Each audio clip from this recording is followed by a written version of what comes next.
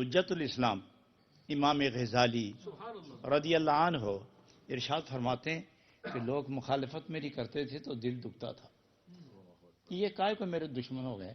تو ایک دن میں قرآن پڑھنے لگا تو اچانک میرے سامنے ایک ارشاد ربانی آیا،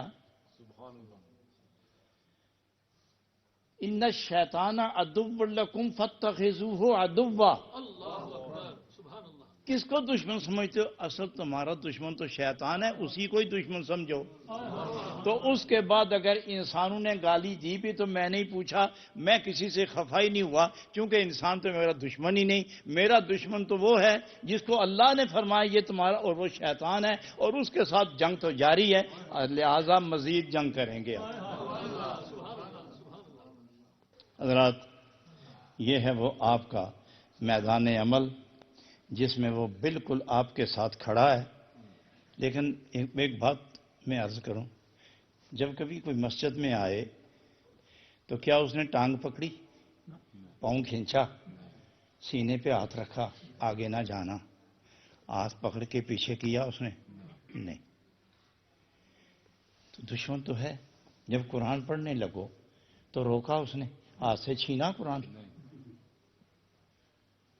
نظر بھی نہیں آتا، کان بھی نہیں پکڑتا، ہاتھ پکڑ کے کھینچتا بھی نہیں، اور جاؤ تو روکتا بھی نہیں، اور بلاؤ تو بولتا بھی نہیں، اور بولے تو سنتے بھی نہیں آپ۔ تو پھر وہ دشمن کیسا ہے؟ اور رب فرماتا ہے فَاتَّخِذُوهُ عَدُوًّا، وہ آپ کا دشمن ہے، آپ اس کو اپنا دشمن سمجھو۔ اور دشمن اپنے دشمن کی عزت نہیں چاہتا، دشمن اپنے دشمن کی آبرو اور خیریت، دولت اور امارت نہیں چاہتا، دشمن اپنے دشمن کی ذلالت، رسوائی، پسپائی، ہزیمت، شکست اور بے آبرو رکھنا، یہ اس کو پسند ہوتا ہے۔ تو پھر یہ کیسا دشمن ہے کہ جو آپ کو ایک لمحے کے لیے بھی اچھا نہ سمجھے مگر نظر نہیں آتا؟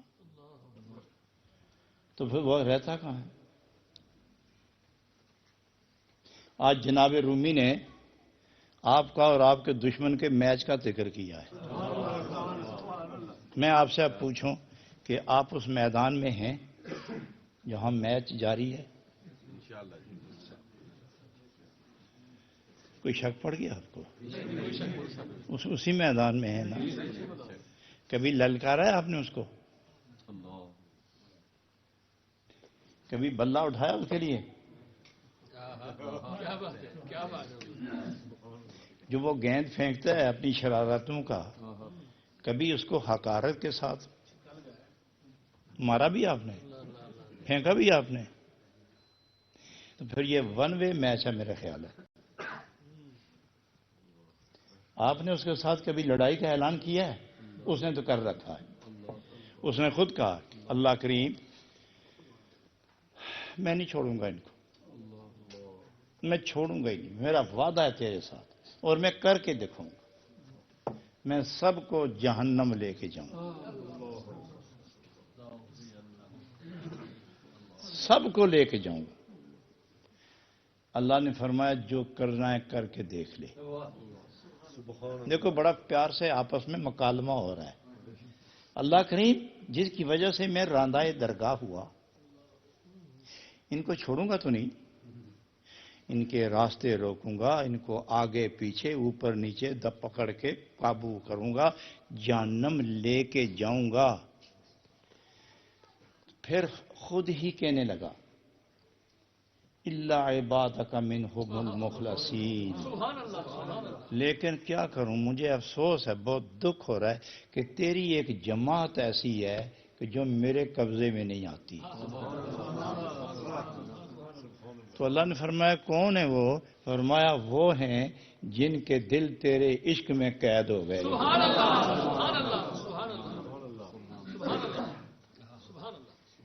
جو مخلصین ہیں، اس وقت اللہ نے فرمایا پھر یقین کر ان عبادی۔ اب دیکھو گفتگو ہو رہی ہے، ان عبادی لیس لک علیہم سلطان، جو میرے ہیں نا تو ان پر کبھی حاکم بن نہیں سکے گا۔ جو میرے ہیں تو ان کے دلوں پر اپنی حکومت و تسلط اور قبضہ کبھی جما نہ سکے گا، وہاں صرف میرا اور میرے محبوب کا قبضہ رہے گا۔ مگر وہ باز نہیں آیا، اس نے اپنی محنت نہیں چھوڑی، اور محنت کس نے چھوڑی ہے؟ اور آپ بار بار ناک آؤٹ ہو رہے ہیں، بار بار آپ شکست کھا رہے ہیں، لیکن پھر بھی ایک قوت آپ کے اندر موجود ہے۔ وہ کیا ہے؟ وہ نہیں لے جا سکا۔ نماز تو لے گیا، حج لے گیا، زکوٰۃ لے گیا، رکوع لے گیا، سجدہ لے گیا، تلاوت لے گیا، عبادت لے گیا، پچھلی رات رونے کا مزہ لے گیا، لمبے لطیف عزیز مقبول محبوب سجدے لے گیا، لیکن بہت کوشش کے باوجود آپ کا ایمان نہیں لے سکا۔ معلوم ہوا کہ رنگ و روغن چلے گئے، مکان کے، بلڈنگ کے رنگ و روغن گئے، بستر گئے یا چارپائی گئی یا فرنیچر گیا، برتن گئے، مکان کی دیواریں بھی سلامت ہیں، بنیاد بھی قائم ہے، اور جب موقع ملے گا ہم پھر رنگ کر دیں گے اس کو۔ تو جناب رومی فرماتے ہیں ارے پکڑو کوچی برش اور پھر رنگ لگاؤ۔ یہ رنگ کیسا لگاؤ گے؟ یہاں آ کے وہ بڑا ارشاد فرماتے ہیں، اور سنیے حضرات، اور اپنے ایمان میں جو جذبات اٹھیں اس کے مزے لیجئے۔ تو جناب رومی فرماتے ہیں کہ آپ کا نفس جو ہے نا، آدھا عدو کا نفس کا لذی بین جنبیک، سید عالم صلی اللہ علیہ وسلم نے فرمایا قد رجعنا من جہاد الاصغر الی الاکبر، ہم چھوٹے جہاد سے بڑے جہاد کی طرف لوٹ آئے ہیں۔ وما جہاد الاکبر یا رسول اللہ صلی اللہ علیہ وسلم، صحابہ بول اٹھے یا رسول اللہ جہاں سر اڑیں، جہاں بیویاں جائیں، جہاں بچے یتیم ہو جائیں، جہاں بیویاں بیوہ ہو جائیں، اور جہاں رشتے ٹوٹ جائیں، اور جہاں جسم کے ٹکڑے ہو جائیں، وہ جہاد چھوٹا تو اس سے بڑا جہاد کیسا ہوگا؟ انہوں نے حیرت سے پوچھا پھر بڑا جہاد کیسا ہوگا؟ وما جہاد الاکبر، نبی پاک جواب دیتے ہیں آدھا عدو کا نفس کا الذی بین جنبیک، اس دشمن سے ایک بڑا دشمن ہے، اس سے لڑنا بڑا جہاد ہے، نظر تو نہیں آتا مگر ساتھ ساتھ رہتا ہے، بلکہ اندر رہتا ہے، اور کہاں رہتا ہے؟ بین جنبیک، آپ کے دو پہلوؤں کے درمیان ہوتا ہے۔ آدھا عدو کا نفس کا الذی بین جنبیک، چھوٹے جہاد میں سر اڑتے ہیں، جسم کے ٹکڑے ہوتے ہیں، بچے یتیم اور بیویاں بیوہ ہوتی ہیں، چلتا زمین پر چلتا آدمی زمین کے اندر چلا جاتا ہے، یہ چھوٹا جہاد ہے۔ اور چھوٹے جہاد میں آدمی کٹ جائے، مٹ جائے تو ابدی زندگی لیتا ہے، شہید ہو جاتا ہے، وہ قبر میں جائے تو جنتی ہوتا ہے، اسے غسل نہیں دیا جاتا چونکہ اس کا وجود دنیا کے پانی سے زیادہ پاک ہو جاتا ہے،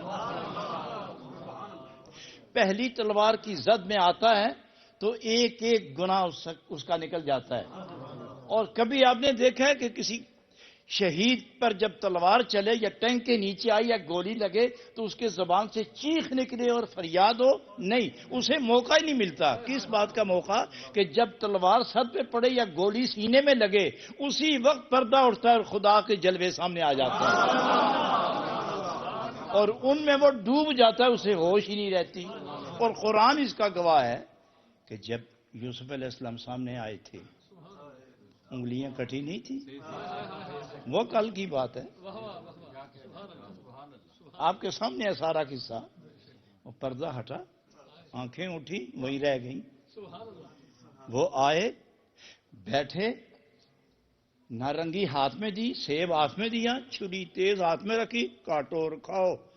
پتہ نہیں کہ سیب پہ چل رہی ہے کہ ہاتھ پہ چل رہی ہے. جمال یوسف احساس درد سے بے نیاز کر دے تو جمال الہی اور جمال محمدی یہ عالم ہوگا اس کا.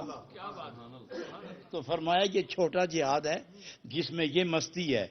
تو اندازہ لگاؤ کہ اگر بڑے جہاد میں کامیاب ہو جائے آدمی تو وہ کتنی بڑی مستی ہوگی. اس میں فرق یہ ہے کہ شیطان سے لڑتے لڑتے آدمی ہار گیا تو مردود ہو گیا، اور اگر جیت گیا ولی اللہ ہو گیا. اس لیے وہ ارشاد فرماتے ہیں کہ لوگوں، اب مفسرین فرماتے ہیں، محدثین فرماتے ہیں، اور قرآنی فیوزات کی روشنی میں اہل علم و تقوی اور بصیرت بیان فرماتے ہیں، اہل حکمت و معرفت بیان فرماتے ہیں کہ یہ نفس کی شرارتوں کا نام شیطانی قوت ہے. اس شیطانی قوت کو، اس نفس کو مارنا ضروری ہے. لیکن وہ کیسے؟ سر بریدن چیز تو کشتن نفس را،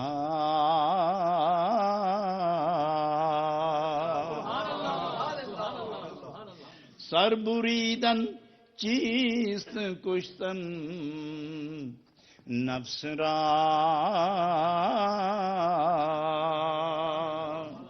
در جہادوں ترک گفتن لمس را.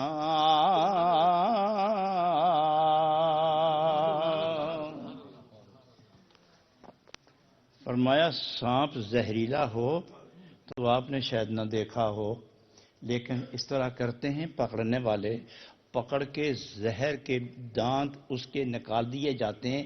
جب تک وہ کاٹے نہ زہر اثر نہیں کرتا، وہ دانت ہی نکال دیے جاتے ہیں، پھر اس کو پتھر مارنے کی ضرورت نہیں.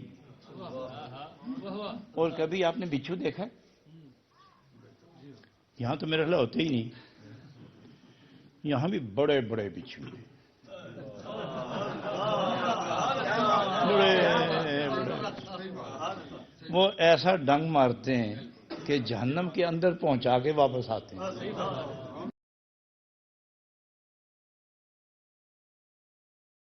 Rashid travel and exchange limited, خدمت اور کامیابی کے 25 سال، دنیا بھر کے لیے سستے فضائی tickets, appointed agents for retailers for Hajj and عمرہ پیکیجز. اس کے علاوہ پاکستان بھر کے لیے تیز اور محفوظ ترین منی ٹرانسفر.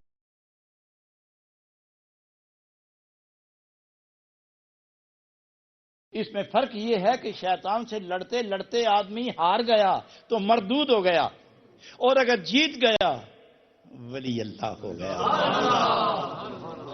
اس لیے وہ ارشاد فرماتے ہیں کہ لوگوں، اب مفسرین فرماتے ہیں، محدثین فرماتے ہیں، اور قرآنی فیوزات کی روشنی میں اہل علم و تقوی اور بصیرت بیان فرماتے ہیں، اہل حکمت و معرفت بیان فرماتے ہیں کہ یہ نفس کی شرارتوں کا نام شیطانی قوت ہے.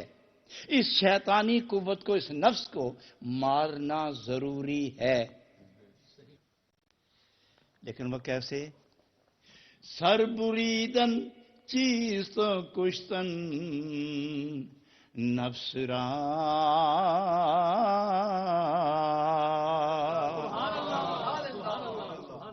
سر بریدن چیز کشتن نفس را، در جہادوں ترک گفتن لمس را.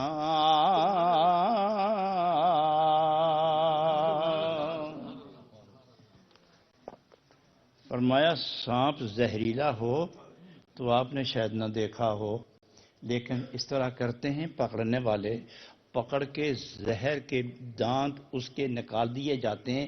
جب تک وہ کاٹے نہ زہر اثر نہیں کرتا، وہ دانت ہی نکال دیے جاتے ہیں، پھر اس کو پتھر مارنے کی ضرورت نہیں. اور کبھی آپ نے بچھو دیکھا؟ یہاں تو میرے خیال ہوتے ہی نہیں، یہاں بھی بڑے بڑے بچھو ہیں، بڑے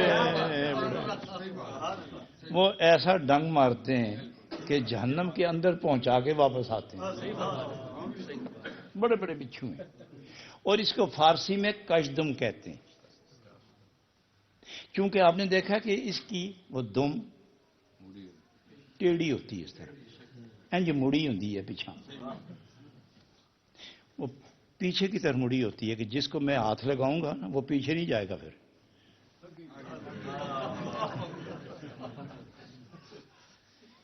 تو وہ فرماتے ہیں کہ اگر بچھو پکڑ کے اس کی دم کاٹی جائے اور وہ آگے دو چھوٹے چھوٹے اس کے سینگ قسم کے ہوتے ہیں وہ کاٹ دیے جائیں تو اس کو لاٹھی اور پتھر سے مارنے کی ضرورت نہیں. سانپ کے سارے دانت نکال دیے جائیں تو وہ بندے کے اوپر بھی چڑھ جائے اور منہ مارتا رہے تو زہر اثر نہیں کرتا. تو فرمایا یہ دونوں جب لڑیں کاٹیں تو جسم جاتا ہے، اور شیطان ان سے زیادہ زہریلا ہے، وہ کاٹے تو ایمان جاتا ہے. تو سانپ سے بچنا ہو تو اس کے دانت نکالو، بچھو سے بچنا ہو تو اس کے دم اور اس کے وہ سینگ کاٹ دو، اور نفس سے بچنا ہو تو اس کو قتل کر دو. تو نفس کو قتل کس طرح کرتے ہیں؟ واللہ غنی. تو وہ ایک ہی مصرے میں سوال بھی دیتے ہیں، سوال بھی کرتے ہیں اور جواب بھی دیتے ہیں. فرماتے ہیں سر بریدن چیز کشتن نفسرا. یہ سر کاٹنے کا مفہوم کیا ہے؟ فرمایا نفس ہی کو مارو. تو نفس کیسے ماریں؟ فرماتے ہیں در جہاد و ترک گفتن لمسرا، ہاتھ کو روکو، اپنے آپ کو جہاد میں رکھو، جس سے اللہ اور اللہ کے محبوب نے منع کیا ہے اپنے آپ کو اس سے روکو اور اسے ترک کر دو. سبحان اللہ. حضرات یہاں صوفیاء اعتراض کرتے ہیں پھر، اور جناب رومی خود اعتراض کرتے ہیں کہ روکنا تو کیا، آپ نے ہاتھ گناہ سے روکا تو گناہ ختم ہو گیا؟ کوئی گناہ کا منظر آیا، آپ نے آنکھ روک لی، بند کر لی، سر جھکا لیا، گناہ ختم ہو گیا؟ زبان سے گالی دینا، جھوٹ بولنا، آپ نے زبان بند کر دی تو کیا گناہ زبان کا ہمیشہ کے لیے ختم ہو گیا؟ فرمایا رک جانا اور ہے اور گناہ کا ساری عمر مٹ جانا اور ہے. ہم آج تک اپنے آپ کو گناہ سے روکتے رہے اور گناہ کو قریب آنے سے روکتے رہے، اور صوفیاء دل سے عشق رسول کا جھاڑو لگا کے مٹاتے رہے. تو وہ فرماتے ہیں اپنے آپ کو روکنا کیا معنی ہے؟ عشق رسول کا جھاڑو لگاؤ اور اس کو دل سے نکالو. فرمایا یہ شریعت کے اندر ایک جوہر ہے. یہ نماز پڑھنا، یہ رکوع کرنا، یہ اتحیات میں بیٹھنا، وظائف پڑھنا، تلاوت کرنا اور ذکر میں مشغول رہنا، یہ شریعت ہے. لیکن اس کے نور کو دل کے اندر محفوظ کر لینا، یہ ادائے رسول ہے. اور اسی ادائے رسول کو طریقت کہتے ہیں، اور طریقت عشق کا دوسرا نام ہے. طریقت عشق کا دوسرا نام ہے. اور جب محبت اور عشق محبوب کی آ جائے تو محبت بھی دو قسم کی ہے. محبت بھی دو قسم کی ہے. ایک وہ جو چھپانی پڑتی ہے، میرا خیال آپ سمجھ گئے ہوں گے. آپ اب جس منزل میں ہیں اس میں پہلے قسم کی محبت کا تو نام نشان ہی نہیں ہے. میں بات کھولوں یا سمجھ گئے ہیں؟ میں بات کھول دیا. ایک وہ محبت ہے کہ جس کو چھپاتے ہیں. اگر مجلس سے آدمی ہو اور محبوب کا ٹیلی فون آ جائے، اجے نہیں گل کرنی، میں مجلس بھی چاہوں، اٹھ کے بھاگتا ہے. اور وہ بھی بھاگتا ہے. بھاگتا ہے یا بھاگتی ہے وہ کچھ ہے، سمجھے حضرات؟ تو ان کی یہ محبت چھپائی جاتی ہے، دکھائی نہیں جاتی. اور جب دو چار جوتے لگیں تو وہ بیچاری گم ہو جاتی ہے، نظر ہی نہیں آتی. اور ایک یہ محبت باپ سے چھڑاؤ، ماں سے بچاؤ، اور بیوی سے چھپاؤ، دوستوں سے چھپاؤ، چپ چپ کرو، ملنا بھی ہو تو کہیں دور جا کے. اور وہ بھی دائیں بائیں دیکھتے ہیں، کوئی دیکھتا تو نہیں ہے. اور جب کوئی لاٹھیاں دو چار چانٹے اور جوتے 8 سر پہ پڑیں تو محبت غائب ہو جاتی ہے اور دونوں ایک دوسرے پر لعنت بھیجتے ہیں. اور ایک اور محبت ہے جو چھپائی نہیں جاتی، جو سنائی جاتی ہے، جو دکھائی جاتی ہے، جو اٹھائی جاتی ہے. اور بندہ چپ ہے تو آنسو بولتے ہیں، اور بندہ چپ ہو تو چہرہ بولتا ہے. بندہ بولتا نہیں لیکن آہیں بولتی ہیں. اور کبھی ایسا بھی ہوتا ہے کہ پتھر سینے پہ آئے اور چابک لگتے رہیں، لاٹھیاں برستی رہیں تو پھر بھی عشق کی آواز اٹھتی رہتی ہے. کبھی آگ سے گزرتا ہے، کبھی جلستا ہے، کبھی گرمی، کبھی سردی، کبھی مار، کبھی کیا کیا نہیں ہوتا، لیکن وہ نہ چھپائے چھپتا ہے، نہ مٹائے مٹتا ہے، نہ اندر نہ باہر. جہاں دیکھو اسی کا نام، اسی کا کام. زبان کھلے تو نام یار کا، اور آنکھ دیکھے تو جلوہ یار کا، اور قدم چلے تو کوچا یار کا، اور نظر اٹھے تو سوئے یار، قدم چلے تو کوئے یار، دل ہلے تو جستجوئے یار. یہ محبت ہے. جب یہ محبت دل میں آ گئی تو پھر ایک دل ہے اور محبوب بھی ایک ہے، دوسرے کی جگہ نہیں رہی. اور جہاں آگ جلتی ہے وہاں کیڑے مکوڑے نہیں آتے. جس دل میں عشق نبی آ جائے وہاں شیطان نہیں آتا. ابھی آپ نے ایک خوبصورت عاشقانہ لہجے میں ایک گفتگو کے دوران ایک شعر سنا. شعر تو 5-6 تھے لیکن جو میں لکھ سکا وہ میں پھر دوبارہ نہ دہراؤں. عشق جس دل میں نہیں وہ دل نہیں. عشق جس دل میں نہیں وہ دل نہیں، یار کے رہنے کی وہ منزل نہیں. حضرات ایک میں چلتے چلتے ایک بات کل بھی میں نے سنائی تھی اور آج میں پھر سنانے لگا ہوں، چونکہ میں آپ کے چہرے جب پڑھتا ہوں تو نئے نئے مضمون کھلتے چلے جا رہے ہیں. اللہ عبد الرب نشتر پنجاب کے کسی زمانے میں گورنر رہے ہیں. انہوں نے بڑی غزلیں، بڑی نعتیں لکھی ہیں، اور ایک غزل میں ان کا ایک شعر ہے جو آپ کے مطابق، حال کے مطابق ہے. حال کے مطابق وہ فرماتے ہیں، دل میں تمہارے وہ صنم آئے نہ آئے نشتر. دل میں تمہارے وہ صنم آئے نہ آئے نشتر، تم مگر آمد دلدار کا ساما تو کرو.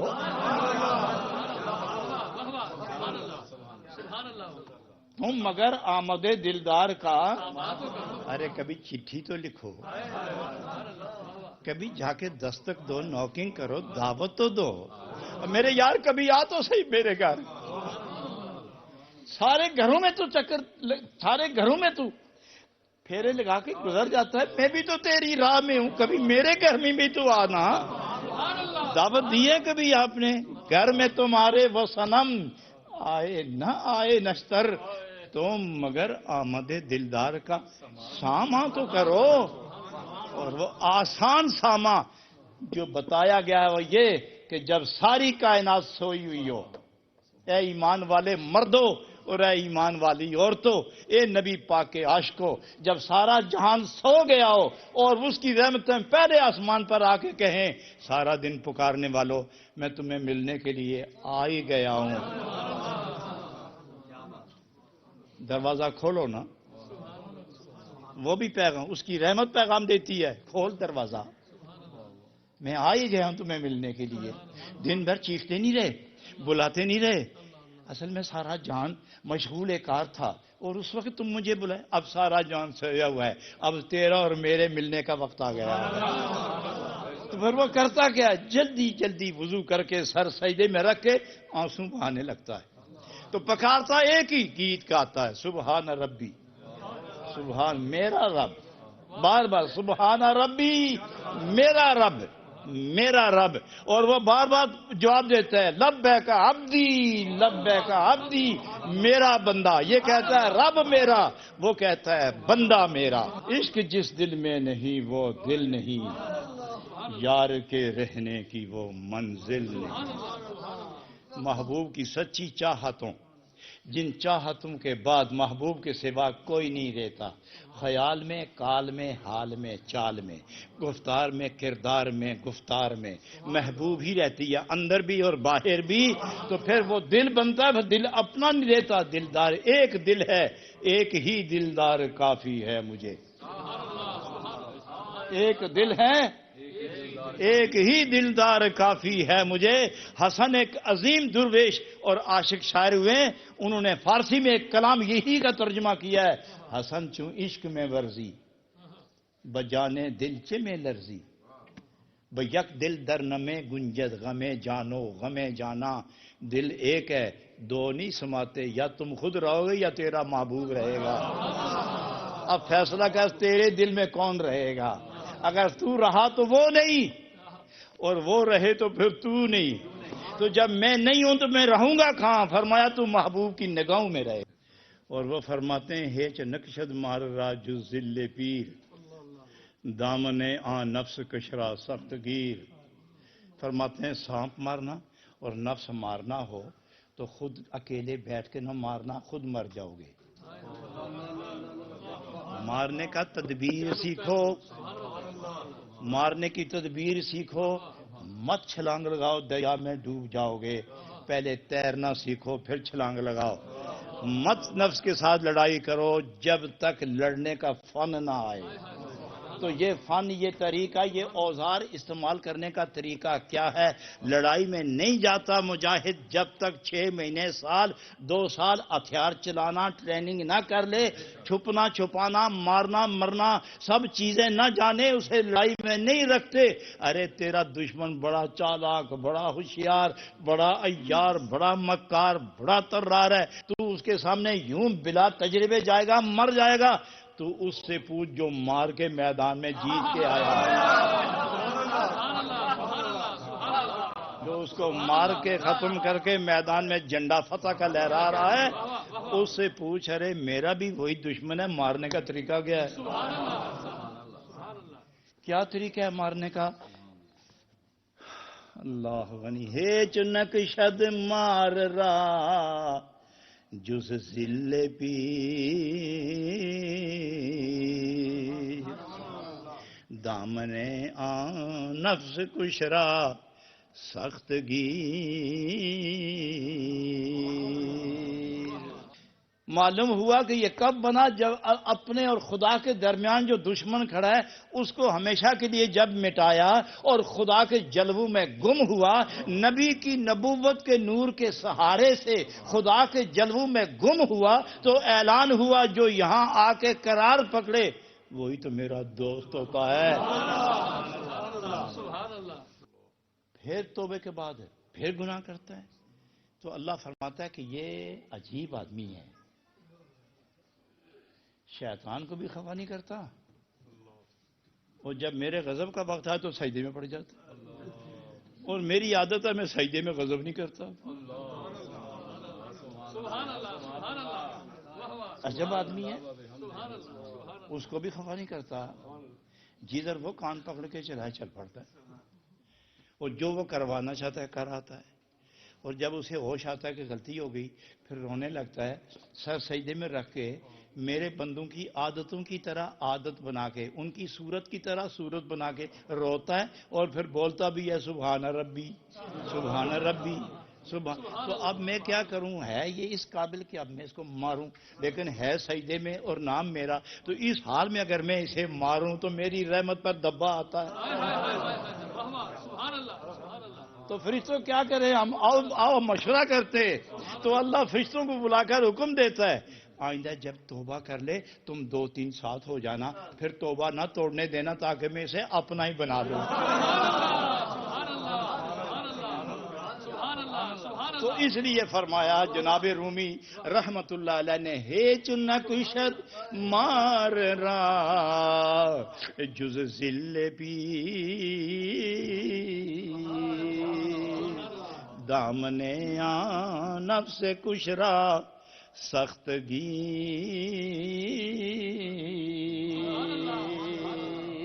پیر کا کام کیا ہے؟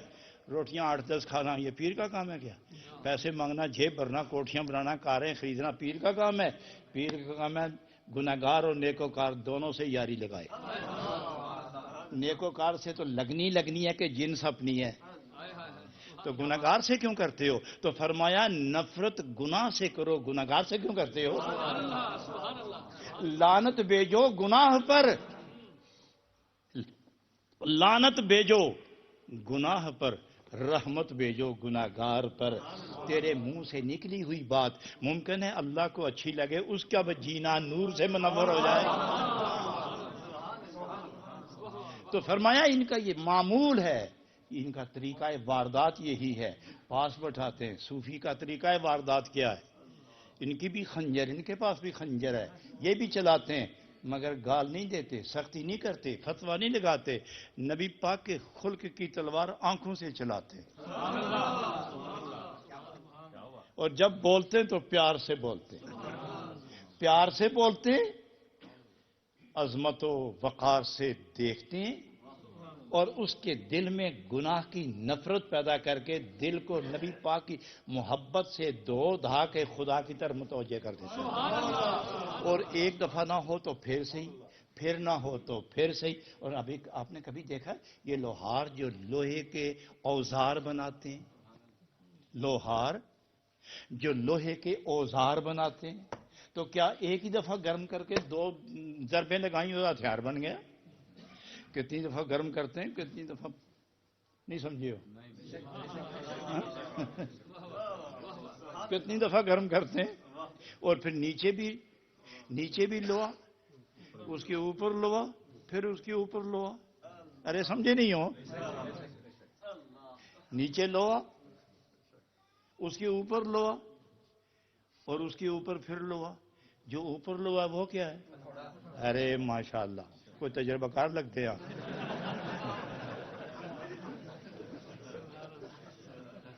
اور سب سے نیچے اوپر لوہا، لیکن جو اوپر ہے یہ بھی ٹھنڈا، جو سب سے نیچے ہے وہ بھی ٹھنڈا، اور جس کو مار پڑنے لگی ہے وہ گرم، جس کو ٹھیک کیا جانے لگا ہے وہ گرم۔ فرمایا شیخ کرتا کیا ہے؟ نیچے رکھتا ہے شریعت، اوپر رکھتا ہے طریقت، درمیان میں رکھتا ہے دل، اس دل کو گرم کرتا ہے عشق رسول کی بھٹی میں۔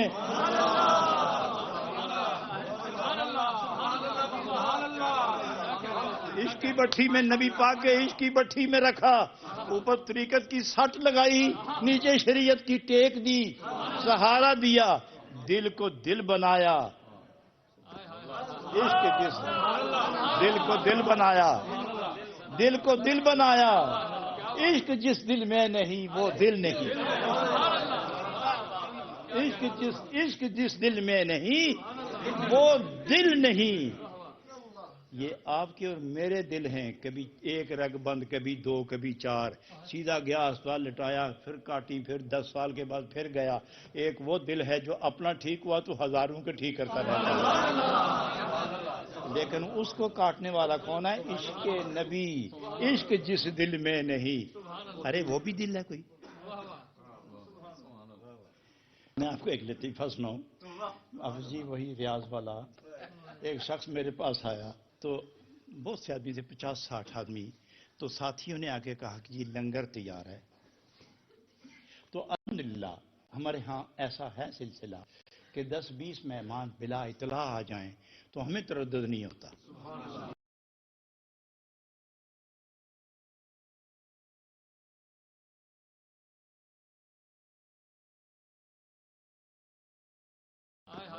عشق جس دل کو دل بنایا، دل کو دل بنایا، عشق جس دل میں نہیں وہ دل نہیں،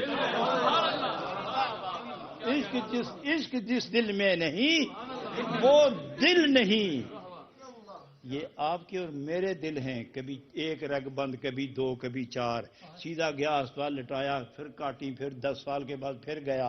ایک وہ دل ہے جو اپنا ٹھیک ہوا تو ہزاروں کے ٹھیک کرتا رہتا ہے، لیکن اس کو کاٹنے والا کون ہے؟ عشق نبی، عشق جس دل میں نہیں۔ ارے وہ بھی دل ہے کوئی؟ میں آپ کو ایک لطیفہ سناؤں. اب جی وہی ریاض والا ایک شخص میرے پاس آیا تو بہت سے آدمی تھے, 50-60 آدمی. تو ساتھیوں نے آگے کہا کہ جی لنگر تیار ہے. تو الحمدللہ ہمارے ہاں ایسا ہے سلسلہ کہ 10-20 مہمان بلا اطلاع آ جائیں تو ہمیں تردد نہیں ہوتا. ہر شے موجود ہے اور کھانا تیار ملتا ہے اسی وقت. اور ہماری جو ہے نا دیگ, اس میں کبھی سالن ختم ہوتا ہی نہیں, کیونکہ ہم جتنا پکاتے ہیں نا, مگر 20 آدمی اور آ جائیں تو ٹوٹی کھول کے گرم گرم پانی اور ڈال دیتے ہیں, ہم ختم ہونے دیتے ہی. میں اس سے باتیں کرنے لگا تو اس نے وہ آگے ہوا تو مجھے کہنے لگا کہ میں آپ سے کوئی باتیں کرنے آیا ہوں, لیکن میں پہلے کہہ دینا چاہتا ہوں کہ ہماری ڈکشنری میں لفظ پیر نہیں ہے. ہماری ڈکشنری میں لفظ پیر یہ لفظ ہے ہی نہیں. تو میں نے کہا اس ڈکشنری کامل ہے یا ناقص؟ نہیں کامل ہے. میں نے کہا اس میں تلاش کرو لفظ بائی بھی ہے یا نہیں. تو میں نے کہا تیری ڈکشنری میں, آپ کی ڈکشنری میں بائی ہے؟ ہاں ہے. میں نے کہا چھوڑ پیر کو, تم آپ مجھے بھائی کہیں, میں آپ کو بھائی کہوں گا. تو آدمی آئے کہ جی لنگر تیار ہے. میں نے کہا سب چلیں کھانا کھائیں اور ہم دونوں نے کچھ باتیں کرنی ہیں. ایک تھالی میں سالن ڈالیں, 2 روٹیاں لے کے یہاں آ جائیں, ہم نے کچھ باتیں کرنی. پلیٹ رکھی درمیان میں, تو میں نے وہ روٹی توڑی نا, آدھی اس کے ہاتھ میں آدھی خود رکھی. تو میں نے کہا شروع کرو, ہم کھاتے ہیں, چونکہ ویسے بھی بھائی تو ہو ہی گئے ہیں, کھاؤ یار شروع کرو. اچھا اس نے 1 نوالا, 2 نوالے, تیسرا لیا تو کہنے لگا جی ایک بات ہے پیر صاحب, ایک بات ہے پیر صاحب. میں نے کہا نہیں وہ ڈکشنری خراب ہو رہی ہے, ڈکشنری خراب ہو رہی ہے. تو کہنا آپ اپنی پنجابی طرز میں کہنا او جی دفع کرو ڈکشنری, او جی دفع کرو ڈکشنری نو. جس پیار سے آپ نے مجھے بھائی کہا ہے, آپ واقعی میرے پیر ہیں اور میں آپ کا خادم ہوں. اس کی خوبصورت داڑھی ہے, بچے نقش بندی ہیں, بیگم نقش بندی, خود نقش بندی, بہترین تاجر ہے اور ہاتھ میں تسبیح اور تجارت کرتا رہتا ہے. کہتا ہے پچھلے گناہوں کی معافی مانگ رہا ہوں خدا سے. اصل بات یہ ہے میرے ہم سفر دوستو, میں اور آپ ہم سفر ہیں. آپ کی منزل بھی وہی ہے جو میری ہے. صدیق اکبر رضی اللہ عنہ سے لے کر وہ, چونکہ نبی پاک علیہ الصلوۃ والسلام کا سب سے پہلا جوانوں میں جو غلام بنا اور مومنوں کا سردار بنا وہ جناب صدیق اکبر ہے رضی اللہ تعالی عنہ. اور بچوں میں جو سب سے پہلے نبی پاک کے قدموں میں داخل ہوئے وہ جناب علی المرتضیٰ رضی اللہ عنہ ہیں. ادھر بچپنا ہے ادھر جوانی ہے, درمیان میں 2 بزرگ عثمان اور عمر, یہ دونوں عقل کامل ہوتا تو وہ آئے. پھر قیامت تک جتنے لوگ ہیں, قیامت تک جتنے لوگ ہیں جنہوں نے دل سے پڑھا لا الہ الا اللہ محمد الرسول اللہ, ان سب کی منزل ایک ہی ہے. آپ سمجھیں, میرا اور آپ کا گھر ایک ہے, میرا اور آپ کا در ایک ہے. قیامت جس دن ہوگی اس تک جو پہلا, اس دن جو آخری مومن ہوگا اس کا بھی وہی در ہے جو در صدیق اکبر نے پایا. میرا بھی وہی در ہے جو فاروق اعظم نے پایا. آپ کا بھی وہی در ہے جو عثمان و حیدر نے پایا. اور ساری عورتوں کا وہی در ہے جو فاطمہ نے پایا. ایک ہی در ہے اور ہم ایک ہی گھر کے مسافر ہیں. منزل ایک ہے, البتہ رفتار اپنی اپنی ہے. آپ یہاں سے بائی کار مدینہ جائیں اور 20 گاڑیاں چلے تو کیا سب کی رفتار 100 میل ہی ہوگی؟ کوئی 120 ہوگی, کوئی 10, کوئی 9, کوئی 90 کو 80 کو 105 کو کتنی لیکن جائیں گے. کوئی صبح پہنچے گا, کوئی شام پہنچے گا, کوئی فجر پہنچے گا, کوئی سحری پہنچے گا, لیکن گھر تو ایک ہی ہے نا. یہ جیسی اب ہماری گاڑیاں اور اس میں جیسا پیٹرول اور اس کا جیسا انجن اور سوار اور ڈرائیور جیسا ویسی ہی رفتار. آپ اپنی رفتار کے گواہ ہیں, میں اپنی گاڑی کی رفتار کا گواہ ہوں, لیکن یہ گاڑیاں سب ادھر ہی جا رہی ہیں. آخری منزل کون سی ہے؟ در رسول ہے. ہمارا آخری گھر, آخری در, اور جہاں جا کے ہماری زندگی کی منزل ختم ہوتی ہے اور جستجو و طلب ختم ہوتی ہے, ایک ہی گھر ہے, ایک ہی در ہے جسے در رسول کہتے ہیں صلی اللہ علیہ وسلم. معزز حاضرین, آپ نے جس پیار, جس وقار اور جس احترام اور جس صدق نیت سے میری چند بے ترتیب قسم کی باتیں سن کر میری حوصلہ افزائی کی ہے, میں جہاں بھی گیا برسل والوں کے محبت کا تذکرہ کروں گا اور برسل والوں پر برستی رحمت کا تذکرہ بھی کرتا رہوں گا. اور آپ کے جلیل القدر خطیب اور آپ عظیم القدر مقتدی اور مقتدا, مجھے بڑی خوشی ہوئی. اور ہم سارے مل کے, ہمارا ایک ہی پروگرام ہے کہ مرنے سے پہلے اتنا یقین ہو جائے کہ ہم سے ہمارا آقا راضی ہو گیا. یہی آرزو ہر مرد مومن, ہر عورت مومنہ, اس کی یہی آرزو ہے کہ مرنے سے پہلے یقین ہو جائے اپنا آقا راضی ہو گیا, میرا آقا راضی ہو گیا, میرا مالک راضی ہو گیا. جسے یہ یقین مل جائے کہ میرا آقا کملی والا سرکار تو عالم راضی ہو گئے, اس کو قبر میں اترنا بڑا آسان ہو جائے. اس کو قبر میں اترنا اتنا آسان ہوگا جیسے کوئی آدمی اپنے مکان میں ایک کمرے سے نکل کے دوسرے کمرے میں داخل ہو جائے اور اسے پتا ہو کہ میرے دوسرے کمرے میں میرا سامان کیا ہے, نہ کوئی روکنے والا اور نہ طبیعت پر بوجھ. ایک کمرے سے نکلا, دوسرے کمرے میں گیا, ایک جہان سے نکلا, دوسرا جہان جہاں نبی نے اپنی شفقتوں سے قبر کو جنت بنایا ہوا.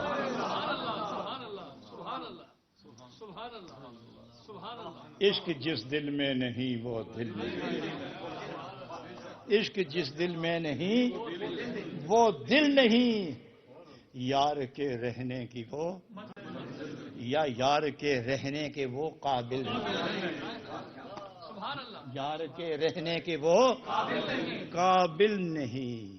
معزز حاضرین, ہم نے سب نے مل کر نور ٹی وی اس لیے بیان کیا ہے کہ نور والے کی باتیں کر کے سرور حاصل کریں, سوئے ہوئے دل جگائیں, بھولے ہوئے کو راستہ بتائیں, تلاش کرنے والوں کو گھر کا دروازہ بتائیں.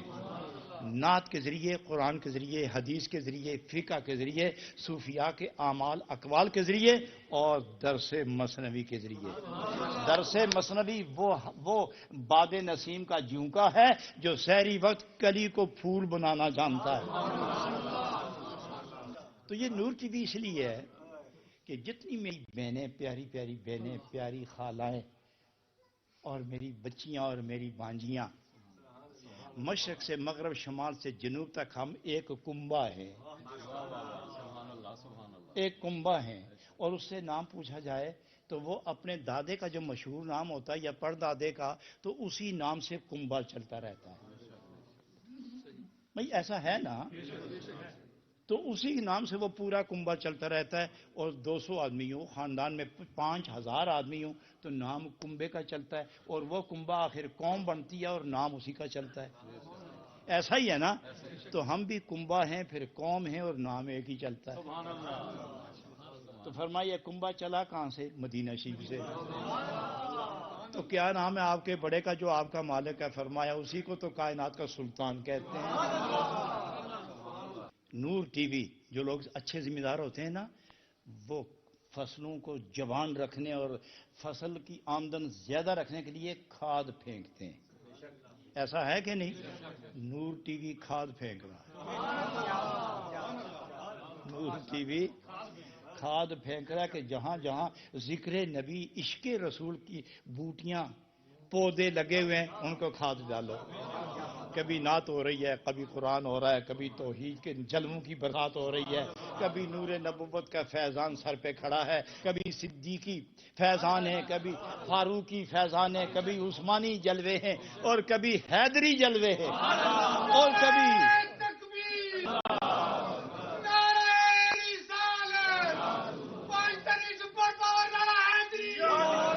ماشاء اللہ ماشاء اللہ.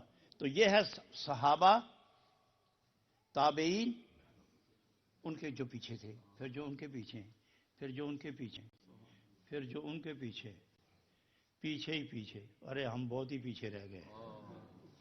اتنے پیچھے ہو کے بھی کتنے خوش ہیں کہ انہی کے ساتھ ہیں.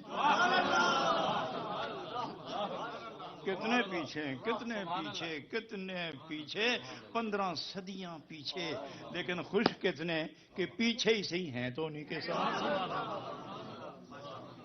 اور کیا ابھی خوش نہیں ہیں؟ اور بھی آنے والے ہیں جو ہم سے بھی پیچھے ہیں. پھر کوئی آنے والے ہیں جو ان سے بھی پیچھے ہوں گے. اور ان سب کو اللہ فرماتا ہے میرے نبی کے ہو کے رہنا، قیامت میں تمہیں اکٹھے اٹھاؤں گا. وہ حسن اولئک رفیقا، کیسی سنگت میں نے تمہیں باندھ دیا. قرآن کہتا ہے انہی کے ساتھ رہنا، کیسی سنگت میں نے تمہیں باندھ دیا ہے. زمانے جدا جدا سے ہی جب زمانے ختم ہوں گے تو پھر میں سب کو ایک ہی جگہ اکٹھا کر دوں گا. دو جس میں گھر میں پاک آ جائے، ایک بیوی، دوسرا ٹی وی. جب تک جاگتے رہو ٹی وی آپ کو در رسول کے ساتھ آپ کا دل جوڑ کے رکھے، اور جب سو کے اٹھو ابھی اٹھنے نہ پاؤ تو آپ کی بیوی سجدے پہ سر رکھ کے رو رہی ہو، اور جب اس کے آنسو گریں اور اس کے زبان، اس کے منہ سے آہ نکلے اور آپ کی آنکھ کھلے اور آپ دیکھیں کہ میری بیگم، میری زندگی کی رونق سجدے میں اور خدا سے ہم کلام، آپ بستر پھینک کے کھڑے ہو جاتے ہیں. میں پیچھے رہوں، میری عورت آگے اور میں پیچھے. وضو کیا اس سے آگے میں صلی اللہ اکبر، ابھی وہ سجدے میں نہیں گیا کہ آنسو جاری ہو گئے. تو یہ فیض کس نے دیا؟ حضرات میں ایک بات سنانے لگا ہوں، یہ فقہ کی سب سے معتبر کتاب ہے ہدایہ، اس کے حاشیے پہ لکھی ہوئی ہے کہ ایک بزرگ تھے، اس کی 2 کرامتیں مشہور تھیں کہ وہ تسبیح اتنی پڑھی، انہوں نے اتنی پڑھی کہ جب وہ تسبیح چھوڑتے تھے مصلے پر اور نماز پڑھتے تھے تو اسی رفتار سے ہر دانہ ذکر کرتا ہوا چلتا تھا. یوں تسبیح کا دانہ چلتا رہتا. اور پھر جب کسی کو شبہ ہو، ان کو یقین ہو جائے یا شبہ ہو جائے کہ مجھے کوئی دیکھتا ہے، تو پھر آدھی رات اندھیرے میں مصلہ لے کر دریا یا نہر پہ چلے جاتے، اور پھر خشکی پہ بھی نہیں، لہروں کے سر پر مصلہ بچھا کے کھڑے ہوئے. واپس آتے تو ایک دن اپنی بیوی کو فرمانے لگے، ارے اللہ کی بندی، میں کیا کر کے آتا ہوں اور تم پڑی رہتی ہو بستر پر. اور وہ جب نکلتے تھے تو یہ نماز وظائف پورا کرتی، تو پھر بھی انہوں نے گرا کر ہی دیا. تو انہوں نے کہا آپ کرتے کیا ہے؟ میں پانی پہ مصلہ ڈال کے نماز پڑھتا ہوں. تو پھر کل بھی دیکھیں گے کہ آپ کتنے نفل پڑھیں گے آپ، تو کل بھی دیکھیں گے. تو کیا کر لے گی؟ میں تماشا دیکھوں گی. اچھا دیکھ لینا پھر. تو اس نے عشاء کی نماز قضا کر دی اور بے وضو کھانا پکایا اور حضرت صاحب کو کھانا کھلا کے خوب سیر کرا کے لٹا دیا. سحری کے وقت اٹھے اسی جلال میں، گئے نہر پر، چلتی نہروں کے اوپر مصلہ رکھ کے جو ہی قدم رکھا تو حضرت جی پانی میں تھے اندر. بڑی مشکل کے بعد وہ کپڑے گیلے، پانی قطرہ قطرہ، داڑھی، پگڑی تو وہیں چھوڑا ہے، وہ پانی نے واپس دی ہی نہیں. تو واپس جب آئے گھر تو وہ انتظار میں تھی کہ حضرت صاحب آج تو دیکھے. ان کا حال تو وہی سے آئے جس طرح بالکل پانی میں مرغا گیلا ہوتا ہے نا، خشکی تو وہ اندر آتا ہے جڑ جڑ کے. تو آپ نے پوچھا ارے یہ ہوا کیا؟ کہ آج کو بڑی پریشانی ہوئی ہے. تو کیا ہوا؟ بیگم سچ بتا تو نے کیا کیا؟ میرا راز ظاہر ہو گیا شاید کہ نہیں راز ظاہر نہیں ہوا. تیرے تقوی کے اندر جو روح تھی وہ میری پاکیزگی تھی. یہ تیری نمازوں کی جو روح تھی وہ میرا تقوی تھا.